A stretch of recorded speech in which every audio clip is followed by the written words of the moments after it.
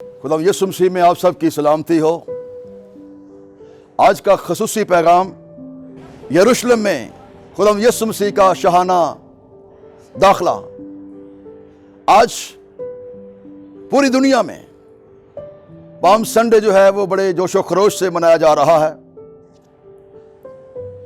ये दिन खुदा यीशु मसीह के शाहाना जुलूस के ताल्लुक से है, जब वो यरूशलेम में दाखिल होते हैं। हजारों साल पहले ज़करिया नबी ने पेशन गोई की, ज़करिया 9वें बाब की 9वीं आयत में, और वहां पर लिखा है, आए बिनते सयून तू नहायत शादमान हो, आए दुख्तर यरूशलेम खूब ललकार, क्योंकि देख तेरा बादशाह तेरे पास आता है।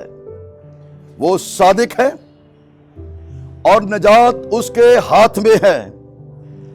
वो हलीम है और गधे पर, बल्कि जवान गधे पर सवार है। इसकी तकमील हम चारों अनाजील के अंदर जो है वो देखते हैं। मत्ती की इंजील, मरकस की इंजील, लूका की इंजील और यूहन्ना की इंजील में। मैं इस पाम संडे के मौका पर जिस नुक्ते पर बात करना चाहता हूं वो है चार रुखी रवैयाजात, फोर फोल्ड एटीट्यूड्स, या 4 टाइप्स ऑफ एटीट्यूड मैं आपके सामने बयान करना चाहता हूं।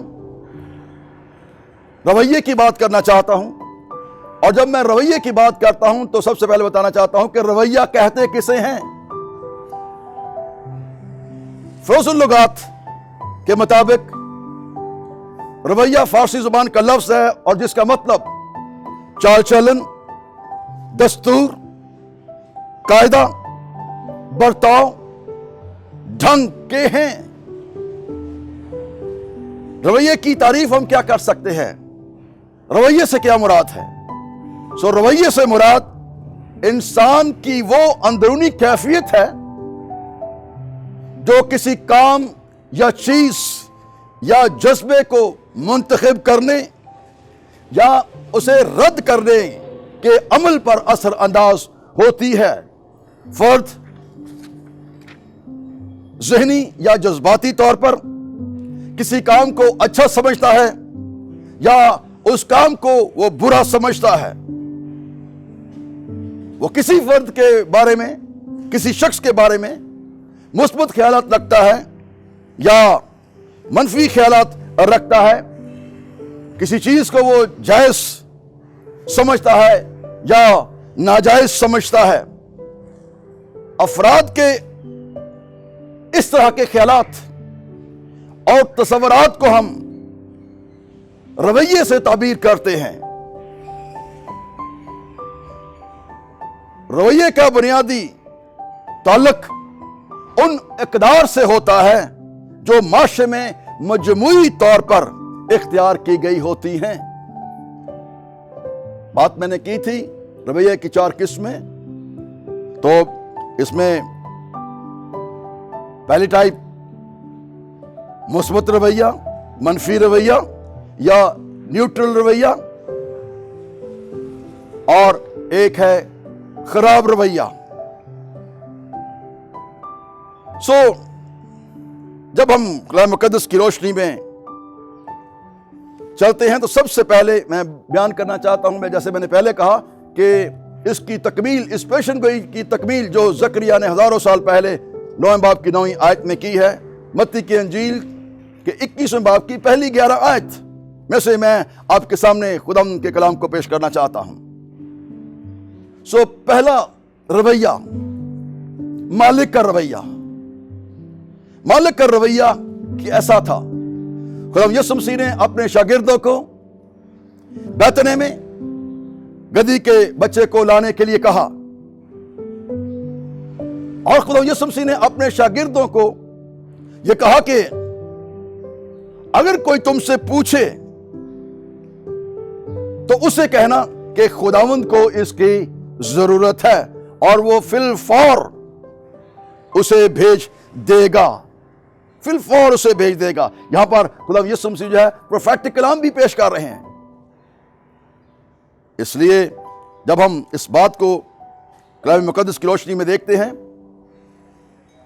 तो ऐसे महसूस होता है कि ये शख्स जो है, मालिक जो है, वो खुदा यीशु मसीह से वाकिफ है और बिला हील हुज्जत वो खुदा की जरूरत के लिए अपने उस जानवर को दे देता है। इनकार नहीं करता, दरेग नहीं करता, बल्कि हम मालिक के इस रवैये को देखते हैं कि उसने खुशी के साथ, बगैर तकरार के साथ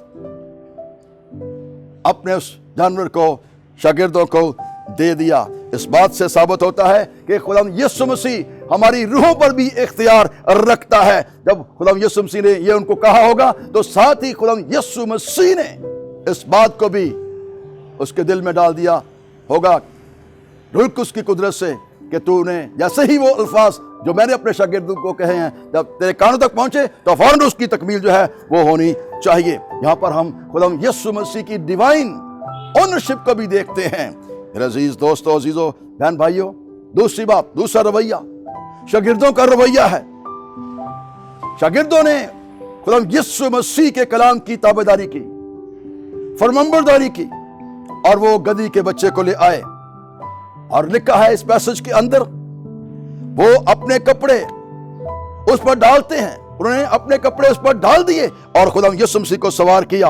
और जब वो जा रहे थे तो अपने पराए अपने कपड़े जो थे वो राह में बिछाते थे। गधी के बच्चे पर कपड़े डाले, इसका मतलब क्या है?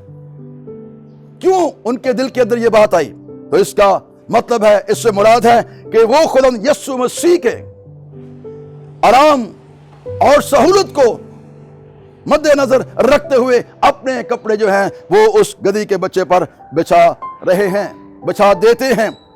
जो कुछ उनके पास था उन्होंने खुदा यीशु मसीह के आराम के लिए दे दिया। और दूसरी बात यहां मैं बताना चाहता हूं, राह में कपड़े बिछाना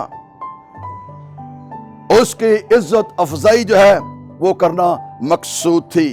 उसको अपना बादशाह तस्लीम करना था, वो उसको अपना बादशाह मानते थे। दूसरा सलातीन 9 बाब उसकी 13वीं आयत में जब हम यहू बादशाह के तल्लुक से कलाम मुकद्दस में पढ़ते हैं तो ऐसे ही हमें ख्यालात जो है वो नजर आते हैं। ये अलामत है कि हम तेरे मती हैं, हम आए बादशाह तुझे अपना हकीकी तौर पर बादशाह तस्लीम करते हैं। वो लोग मसीह को अपना बादशाह तस्लीम कर चुके थे और जो कुछ उनके पास था उन्होंने उसके कदमों में दे दिया, निछावर कर दिया। और खुदा यीशु मसीह, याद रखें, वो रूहानी बादशाह है, वो जिस्मानी बादशाह नहीं, और वो हमारे दिलों पर हुक्मरानी करता है। तीसरा रवैया जो है वो अवाम का रवैया है। शागिर्दों की सारी जमात उस जुलूस में शरीक है। बहुत से लोग जो यरूशलेम में ईद फसा मनाने के लिए आए थे उसके इस्तकबाल को निकले हैं। सड़क पर डालियां और कपड़े बिछाना इस बात की अलामत है कि वो उसको अपना शख्सी नजात दहिंदा बादशाह तस्लीम करते हैं। भीड़ में से अक्सर लोगों ने अपने कपड़े जो हैं वो राह में बिछा दिए हैं। खजूरों की डालियां लेकर उसके इस्तकबाल को निकलती हैं और लिखा है औरों ने दख्तों से डालियां काट कर राह में बिछा दी। इन लोगों का ऐसा इस्तकबाल जो है वो क्या जाहिर करता है? ऐसा इस्तकबाल उनकी इंतहाई खुशी का इजहार है। ऐसा अमल मसीह के लिए उनकी इज्जत का इजहार है। ऐसा अमल उनके लिए मसीह की मोहब्बत का इजहार है। ऐसा अमल उन लोगों की जिंदगी में उसकी कदर शनासी का इजहार है। ऐसा अमल जाहिर करता है कि वो उसको अपना बादशाह तस्लीम कर चुके हैं। मुकाशवा 7वां बाब उसकी 9वीं आयत में लिखा है, इन बातों के बाद मैंने निगाह की तो क्या देखता हूं, हर एक कौम और कबीला और उम्मत और अहले जुबान की एक ऐसी बड़ी भीड़ जिसे कोई शुमार नहीं कर सकता, सफेद जामे पहने और खजूर की डालियां अपने हाथ में लिए हुए और बड़ी आवाज से चला चला कर कहती हैं कि नजात हमारे खुदावंद की तरफ से है जो तख्त पर बैठा है और बर्रा की तरफ से। और उन्हें तख्तों से डालियां काट कर राह में फैलाई जैसे वो ईद ख़याम यानी झोंपड़ियों की ईद पर किया करते थे। अवाम का नारा बुलंद आवाज से पुकारा, खुदावंद की हम्द करके पुकारा, होशियाना का नारा मारा। मुबारक है वो बादशाह जो खुदावंद के नाम से आता है। आसमान पर सुला और आलम बाला पर जलाल। लूका 19वां बाब उसकी 38वीं आयत। इब्ने दाऊद को होशियाना, मुबारक है वो जो खुदावंद के नाम से आता है। आलम बाला पर होशियाना, मत्ती 21:9। मुबारक है वो जो खुदावंद के नाम से आता है और इसराइल का बादशाह है। यूहन्ना 12:13। मुबारक है हमारे बाप दादा की बादशाही जो आ रही है। आलम बाला पर होशियाना, मरकस 11:10। ईद क़याम के मौका पर डालियां उठाकर ले जाते हुए वो होशियाना का नारा कहते थे। होशियाना का मतलब क्या है? इब्रानी लफ्ज होशियाना का मतलब है बचा, नजात। और लहका यानी नून अल्फ ना लगाने से ये लफ्ज होशा जो है ये होशियाना बन जाता है। दरखास्त का इजहार इससे होता है, यानी हमें नजात दे, हमें नजात बख्श। और अरामी जुबान में ये लफ्ज जो इस्तेमाल किया गया है वह है सेव नाउ, यानी अभी हमें नजात दे। ये पुराने अहदनामा में ज़बूर 118 की 25वीं आयत में आया है। इस ज़बूर की ईद ख़याम के मौका पर तलावत की जाती। जब आयत नंबर 25 पढ़ी जाती थी तो लोग खजूरों की डालियां हलाते थे। और ज़बूर 118 की जब 26वीं आयत बुलंद आवाज से नारे के तौर पर दोहराते थे, यानी मुबारक है वो जो खुदावंद के नाम से आता है। खुदावंद यीशु मसीह के यरूशलेम में शाहाना दाखिले के वक्त लोगों ने ऐसा ही किया। मत्ती, मरकस, लूका, यूहन्ना की अनाजील में तमाम ये वाक़यात जो हैं वो बयान किए गए हैं। ये उनके जोश और मसीह के एहतराम का बेसाख्ता मुजाहरा है। इस किस्म का जुलूस ईद ख़याम के सिवा ईद तजदीद के मौका पर भी निकाला जाता था। इसका खुलासा क्या है? आह खुदावंद बचा ले, आह खुदावंद खुशहाली बख्श। मुबारक है वो जो खुदावंद के नाम से आता है। पूरे 118 की 25वीं और 26वीं आयत। ये नारा नजात के लिए पुकार थी। बचा ले, आए खुदावंद छुड़ा ले, आए खुदावंद। और जो नजात के लिए लफ्ज इस्तेमाल यूनानी जुबान में किया गया है वो है सोतरिया। इससे मुराद छुड़ाना, बचाना, में हिफाजत में लाना है या बाहिफाजत लाना, नुकसान से बचाना के आते हैं।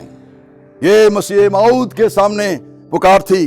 वो मसीह मऊद को बादशाह मानते थे। गुलामी और अज़ीतें सह सह कर उसके इस्तकबाल के लिए चश्मे बरा और मुंतजर थे कि वो इसराइल का बादशाह है। उनके नारों में उम्मीद थी, उनके नारों में यकीन था, और ये एक हकीकी तजर्बा है। क्या हमारे नारों में उम्मीद है? उनके नारों से शहर में हलचल पड़ गई।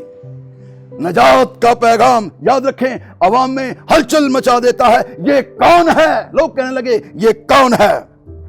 वो मुबारक है, हम उसमें मुबारक ठहरते हैं। ہم اسے مبارک کہتے ہیں، اس کے پیچھے پیچھے چلیں، کیونکہ وہ اپنی برکات کے ساتھ ہم سے ملتا ہے۔ ان نعروں سے ثابت ہوتا ہے کہ وہ اس کی بادشاہی کی سلامتی اور خیریت چاہتے ہیں، اور دل سے خواہیں وہ بادشاہی فتح مند بادشاہی ہو۔ عام شہری کیا کہتے ہیں؟ یہ کون ہے؟ عام شہریوں کی بات معلوم ہوتا ہے کہ مسیح کے بارے میں انہیں کچھ علم نہیں۔ وہ قدوس مقدس شہر میں گمنام جہاں نہایت تیز روشنیاں چمکتی ہیں اور دینداری کی دھوم دھام ہوتی ہے، وہاں بعض اوقات اتنی جہالت اور اتنی لا علمی ہوتی ہے کہ ہم اندازہ نہیں لگا سکتے، تو بھی اس کے بارے میں جاننے کے خواہش مند ہیں کہ یہ جلال کا بادشاہ کون ہے۔ آخری رویہ، چوتھا رویہ، مخالفین اور حادثوں کا رویہ، فریسیوں کا رویہ۔ مطابق لوکا، بھیڑ میں سے بعض فریسیوں نے اس سے کہا، اے استاد، اپنے شاگردوں کو ڈانٹ دے، ان کو ڈانٹ دے۔ ہوشیانہ کا نعرہ ان کے لیے پریشان کن تھا۔ یہ نعرہ عوام کے لیے فیصلہ ظاہر کر رہا تھا۔ یہ نعرہ ان کے لیے چیلنج تھا کہ لوگ مسیح کو مسیح موعود مانتے ہیں، اس کو ابن داؤد مانتے ہیں، اس کو اپنا بادشاہ مانتے ہیں، اس کو اپنا منجی اور چھڑانے والا مانتے ہیں۔ فریسی چاہتے تھے کہ مسیح اعلان کرے کہ وہ نہ تو مسیح موعود ہے، نہ بادشاہ ہے، اور نہ منجی ہے۔ لیکن خدا یسوع مسیح نے کیا جواب دیا؟ اگر یہ چپ رہیں گے تو پتھر چلا اٹھیں گے۔ لوکا 19:40۔ حقیقت ظاہر ہو کر رہے گی، صداقت عیاں ہوگی۔ انسانی طاقت الہی حقائق کو ظاہر کرنے سے روکتی ہے۔ آج بھی مسیح کی بابت سچائی کو روکنے اور پھیلانے سے باز رکھنے کی کوشش کی جا رہی ہے، لیکن کلام مقدس میں فرمایا گیا ہے، یونا 17:17 میں کہتا ہے، اے خداوند ان کو سچائی کے وسیلہ سے مقدس کر، کیونکہ تیرا کلام سچائی ہے۔ ہمیں سچائی کو جاننا ہے، اور سچائی خداوند یسوع مسیح ہے، اور اگر تم سچائی سے واقف ہوگے تو سچائی تمہیں آزاد کر دے گی۔ الغرض مالک نے پہلی بات جانور دے دیا کیونکہ خداوند کو اس کی ضرورت تھی۔ دوسری بات شاگردوں کی فرمانبرداری اور خدمت کو ہم دیکھتے ہیں۔ تیسری بات عوام کی خوشی اور ان کی قدر شناسی کو دیکھتے ہیں۔ چوتھی بات عوام کے نجات کے نعرے، لیکن حادثوں کے ارادے کیا ہیں؟ محتاط رہیں حادثوں سے، حاسد لوگوں سے محتاط رہیں۔ ہمارا رویہ کیسا ہے؟ ہم کن میں شامل ہیں؟ شاگردوں میں یا ان حاسد لوگوں میں؟ یہ دن، پام سنڈے کا دن، آپ کی زندگی کے اندر اس کلام کی قوت اور قدرت کے وسیلہ سے آپ کے بندھن توڑے، اور آپ حقیقی طور پر خدا یسوع مسیح کو اپنا شخصی نجات دہندہ قبول کریں، کیونکہ آسمان کے تلے زمین کے اوپر آدمیوں میں سے کسی آدمی کو دوسرا نام نہیں بخشا گیا جس کے وسیلہ سے ہم نجات پا سکیں۔ خدا آپ سب کو برکت دے۔ God bless you.